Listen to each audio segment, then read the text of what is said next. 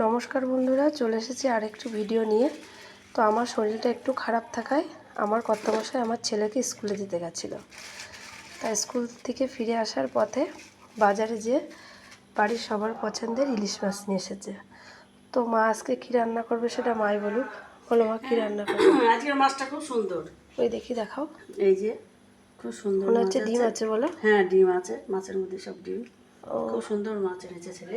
তাহলে বলো কি? হ্যাঁ, এবার আমি যেহেতু সুন্দর মাছ, মানে আমার ছেলেরা তেল ভাজা খেতে ভালোবাসে, একটু তেল ভাজা রাখবো, ভাজা করবো মাছ।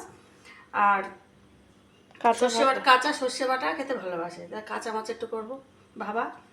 আর এই যে মুড়ো আছে, মুড়ো দিয়ে ওপরে হচ্ছে চাল কুমড়ো আছে, তুলে নিয়ে চাল কুমড়ো দিয়ে রান্না করবো। চাল কুমড়ো গাছ আছে? হ্যাঁ, চাল কুমড়ো আছে, হ্যাঁ ওপরে। ঠিক থেকে আছে, হয়েছে একটু বেশ বড় সাইজের চাল কুমড়ো আছে, নিয়ে আয়, এটা দিয়ে রান্না করি। তাহলে নিয়ে আসি।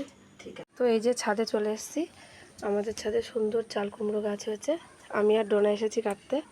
ডোনা, কাট কুমড়োটা, সুন্দর করে কাটবি, ব্যাস। ঠিক আছে। আর এই যে তার সাথে পুচকিও এসেছে দুষ্টুমি করতে।